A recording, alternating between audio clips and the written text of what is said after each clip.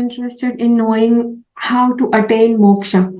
So let's get into just a little bit. If you are watching this video, then I'm damn sure you must be knowing what moksha is. Okay, it's usually not moksha. Okay, yeah, how we spell it in English, it's actually moksh. So, are you interested in attaining moksha? And if you are interested, you must already be knowing the meaning that what moksha means. Moksha is where you live your entire life, you clear all your karmas, your good and bad karmas, both. And then, you attain such a state that once your soul, it leaves the body, it just goes and unites with the creator, with the God, and the soul does not have to come back on this planet. Okay, the soul does not have to take birth again. So that is what moksha is. So usually everybody into spirituality is very much intrigued by attaining moksha. So how can you attain moksha? We will be discussing a few points about that. Make sure that you watch this entire video till the end to get the entire scoop. We will be discussing things based on facts as well as what the scriptures say. Okay. So yeah, so make sure that you watch this entire video from beginning till the end to get the entire scoop. Okay, stay tuned.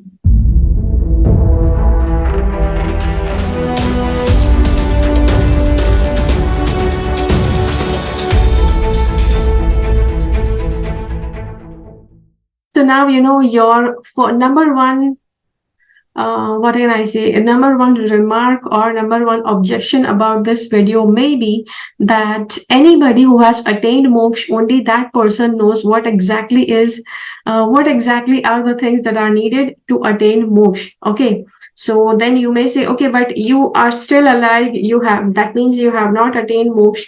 So how is it that you can make a video on this? Okay, see, this video is actually created based on a certain facts, as well as there are certain things that are mentioned in the Indian scriptures. Okay, so based on that, this video is made. So yes, I have tried my best to gather all the best information for you into this video so that I can present it well to you. Okay, so let's get started.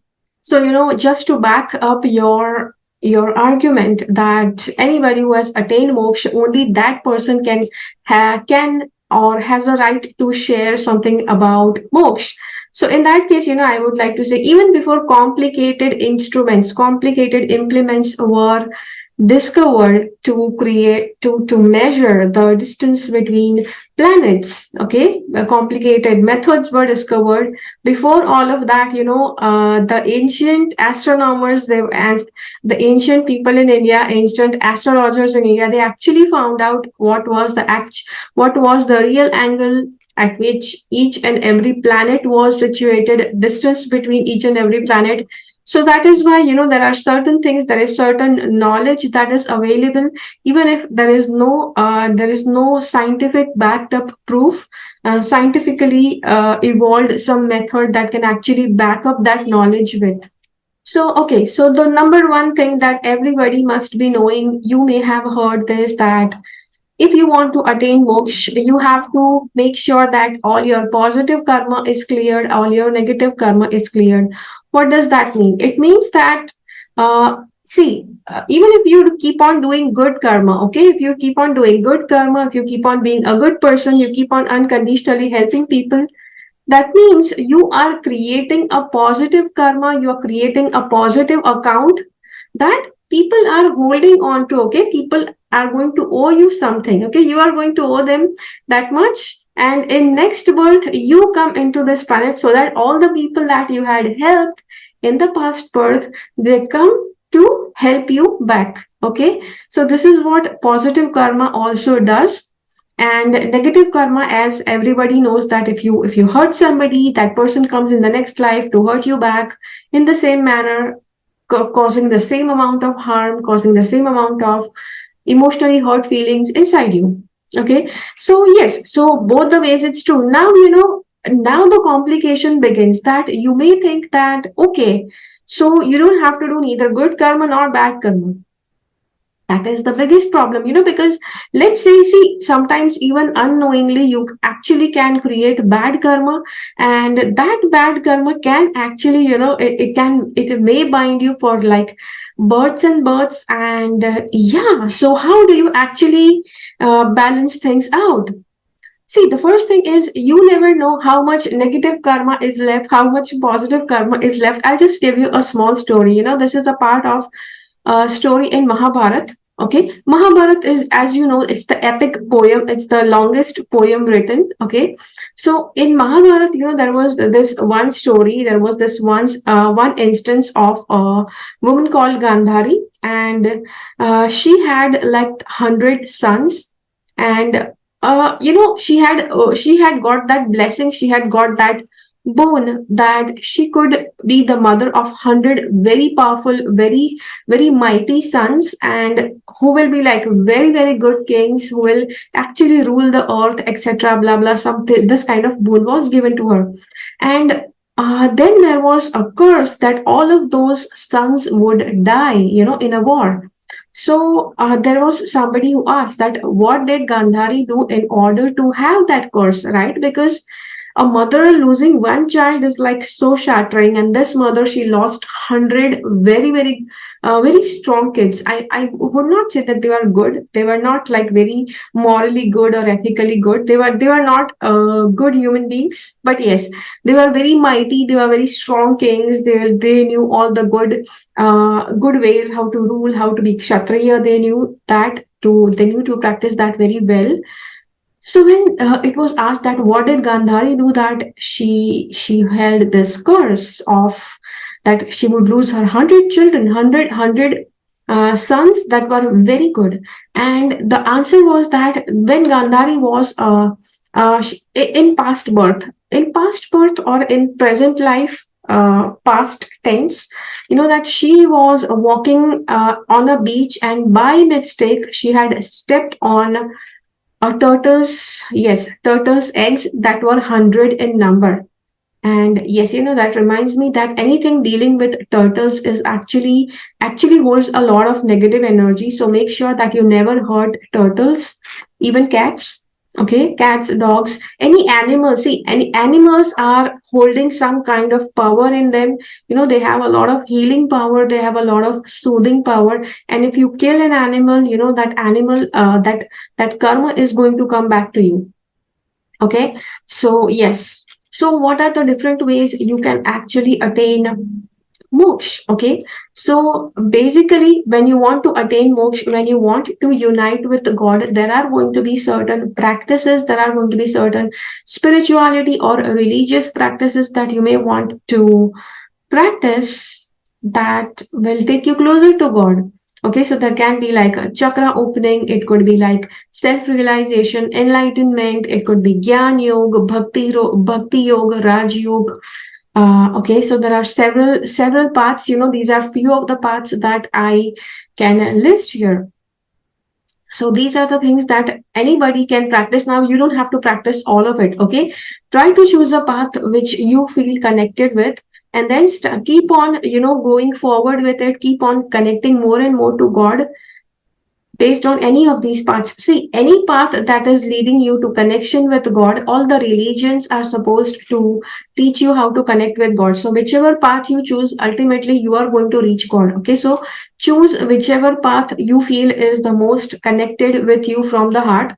And yes, try to choose that path and keep doing it, keep practicing it regularly. One very good thing that you can do is avoid reacting with hatred and revenge and jealousy. Avoid cursing people. Okay, see, curse is something that you may just feel like cursing a person if you are angry, and then all of a sudden you just feel like cursing a person and you just forget it. Okay, but what happens is that curse energy is a part of your energy. You are releasing a part of your energy onto that person, so that someday, either in this life or in the next life, that energy can affect them in the way that you had cursed them to be. Okay, and in next birth, what happens is you will again take birth next to close to that person. Okay, And in that life, that person will be cursed. That person will be going through the pain that you just caused them to do, okay, cause them to be with, and then you will be a spectator to watch that. Okay, see, I know now what goes around on social media. Oh, that if you are lucky, you will actually see karma striking back to them. Okay, that feels like really good. People just feel proud about it, that that something bad will happen to people who have hurt them. See, the first thing is, you're not supposed to feel happy about somebody who has hurt you. If that person is getting hurt, if that person is getting punished, you're not supposed to celebrate it. Otherwise, you are again creating karma.